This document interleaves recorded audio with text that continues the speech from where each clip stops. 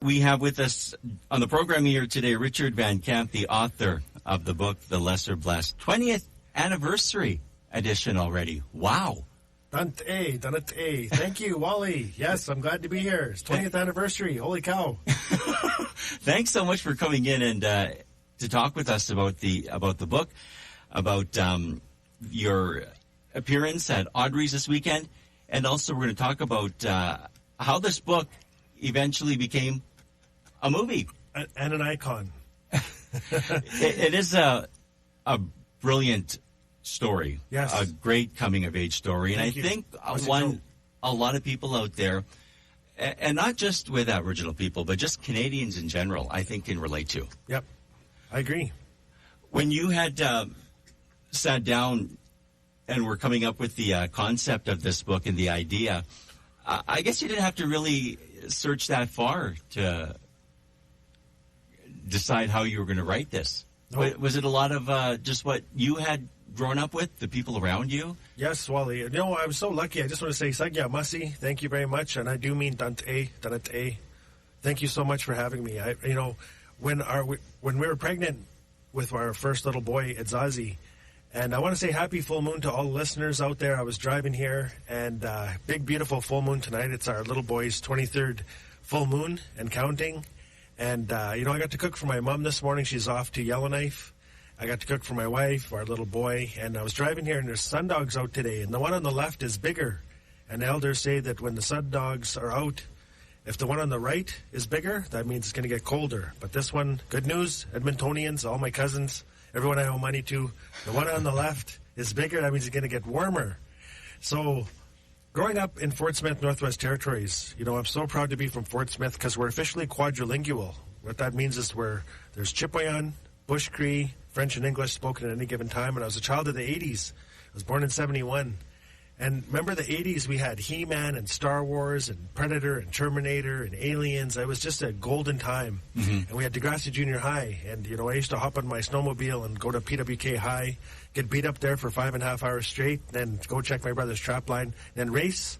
At 4:30, Degrassi Junior High was on, so you couldn't miss Degrassi. And we had to fill the wood box. We used to go through 8 cords of wood.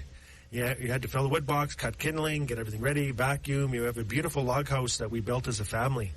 And then for supper, we'd have spaghetti and meatballs, but the meat would be caribou meat or moose meat, in the spaghetti sauce. Mm-hmm. And as I grew up, I started thinking, we are Canadian, but we're also Dene, right? We're also Tlicho Dene. We're also Northerners, and our best friends are not. They're from all backgrounds. You have everything from French, English, right, to Inuit, to Gwich'in, Mountain, Slavey, Hare, North Slavey, South Slavey, Bush Cree, Dene. And what a joyous existence, to wake up every day in your log house and go to school and see your friends. And at the same time, my grandparents were medicine people. They didn't speak any English.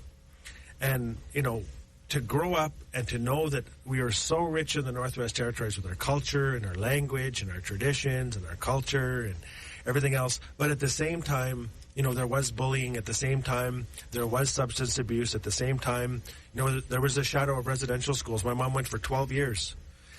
And I didn't realize at the time, but I had these questions like, why can't we speak Dogrib? Why do we have to learn French? We're not French. Mm-hmm. French is a beautiful language, but we are not French. But when you look back, you think, well, it was the Trudeau government wanted all Canadians to speak French and English, whether you were Ukrainian, whether you were Mountain Dene, whether you were Heishjauch from Bella Bella or Weglisla, BC. Everyone was supposed to speak French. I understand now looking back. So I didn't realize at the time, but The Lesser Blessed is one of the first novels in Canada that really addresses the fallout of residential schools, right? When Larry is being molested by his father, there's a reason his father is speaking French every time he molests his son, right? Mm-hmm. So I didn't realize that I was part of a bigger narrative. And you look at Porcupines and China Dolls by Robert Arthur Alexie, or any of Basil Johnson's work, or any of the tremendous and courageous literature that's since come out and is continuing to come out that starts to address how hard-hitting those residential schools were.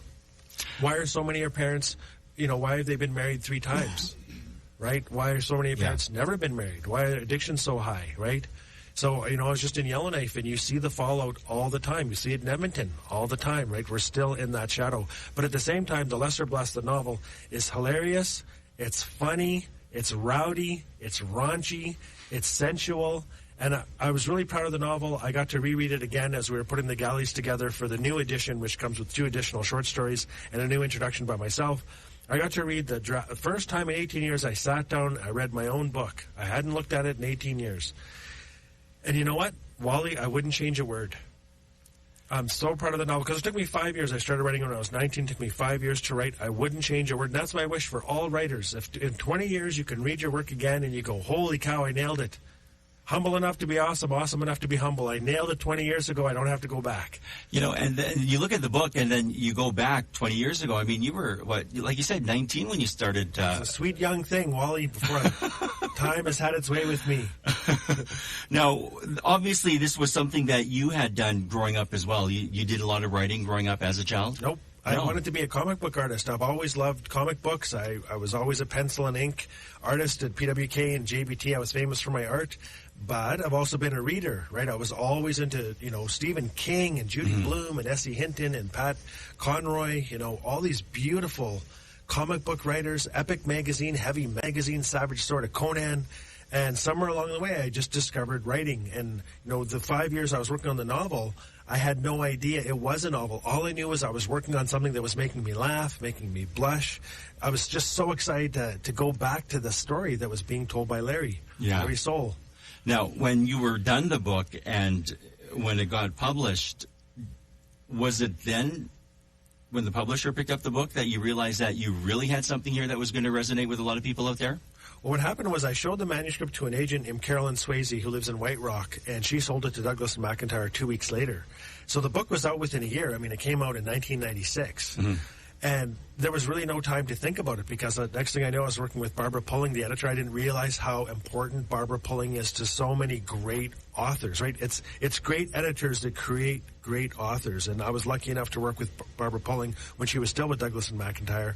It was when the book came out that I started to see what it meant to so many people because I finally had people coming up and saying, you told my story, right? I had a young lady come and say, I was the Juliet Hope of my high school. We had a lot of people that were stunned because I'd spoken out. I really questioned so many things about the North. I really challenged the stereotypes that, how the Western Arctic positions itself as Northern Lights, right, happiness. And there is. I mean, we were just there 2 days ago. I woke up in Yellowknife, right? And it's beautiful, and there's so much to be proud of. At the same time, there are some hard-hitting issues still facing all of us. So I was really proud to be one of the first voices in the North. Certainly I was told I was the first ever published Tlicho Dene to ever write a novel or a baby book or a comic book or graphic novel. I'm really proud of that. But what I'm most proud of now is breaking trail for other Tlicho Dene and other northern voices as well, because The Lesser Blessed suddenly became an international hit. We've been translated into French overseas, German. I got to work with Ulrich Plenzdorf on the translation, one of the most famous German authors of all time. Fell in love with it. And so been very lucky. And also it's now a feature film. And let's talk about that, the film itself. Who approached you and said, hey, we would like to turn this novel into a movie? Well, I received an email about 9 years ago from a director named Anita Doran, and she said, Richard Van Camp, I've just finished reading your novel. I want to turn it into a major motion picture. I see big things. Please get in touch with me. And thank goodness that didn't go to my spam folder. I got in touch with her, and the next thing I knew, we were talking, a budget of $2.3 million, and I was the executive producer for the movie. And next thing I knew, we were flying up to Yellowknife and having big meetings with the NWT Film Commissioner and the Premier and ministers and deputy ministers. So we tried for 5 years to get the movie made. And looking back, we weren't a Road South. We weren't a diamond mine. We weren't a nickel or copper mine. It wasn't something that the government of the day really understood. And you look at what, The Hobbit and Lord of the Rings has done for New Zealand, Aotearoa. You look at what Eat, Pray, Love has done for Bali. You look at what Outlander, the series, has done for the tourism in Scotland and Ireland, right? And that's what I've always wanted for the Northwest Territories, is that we create these beautiful movies and really start showing the beauty of our land, beauty of our culture, beauty of the North. That was always my dream. But it was year 6. We hadn't raised a dime of, we spent so much money on flights and hotels and meetings. And it was actually, this is a really good story for all your listeners if you have a dream. The director, year 6, printed up the screenplay, which is gorgeous. She wrote it, Anita Doran, and got a copy of the novel and sent it to Benjamin Bratt in Hollywood and said, Mr. Bratt, I know you're very busy. This is who I am. I know you would be the perfect father figure for Larry Soul. You would make the perfect Jed. And I know you're committed to international Indigenous rights and issues. I know you've been a huge advocate for so many beautiful things. We would love you to star in our movie. And she sent it off. She said a little prayer. She sent it off. And then 2 weeks later, Benjamin Bratt sent an email saying, I will move mountains to play Jed. Thank you so much for this opportunity. Who do we need to speak to make this movie happen?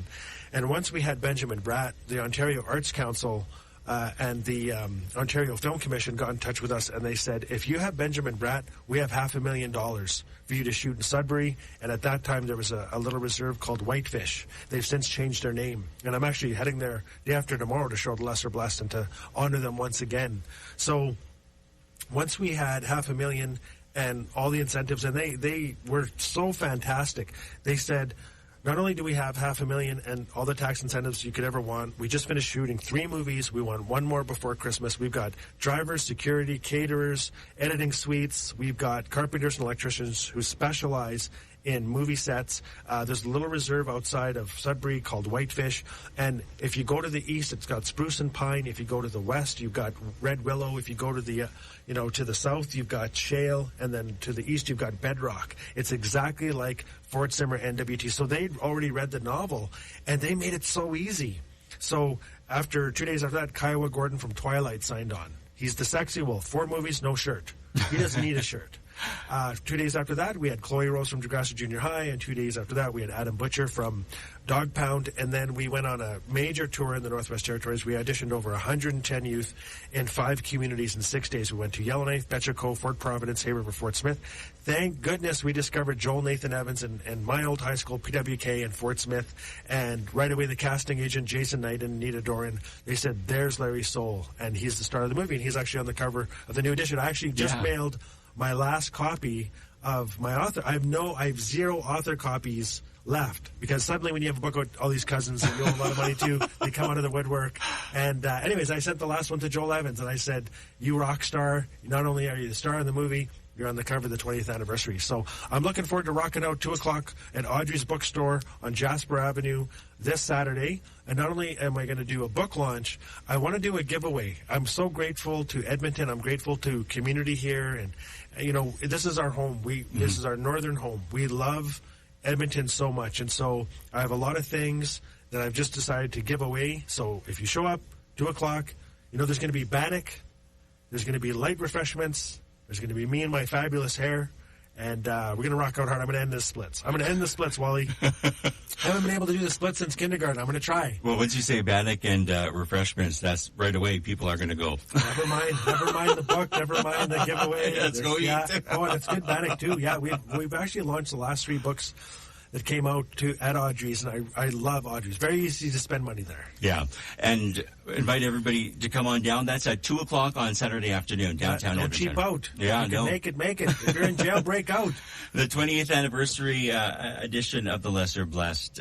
Did you think that after all these years, your first book is still one that people want to pick up and read? I mean, you got to, even the generation now, the younger generation now, I think this is an absolute a read for them. Something that they should pick up and take a look at. Yep, it's a timeless story. Because ultimately it's a love story, and it's about a young man who dearly wants his mother to remarry, who wants love for his mother so much. He wants a safe house, and he wants a love for himself, all right? And he wants a best friend in Johnny Beck.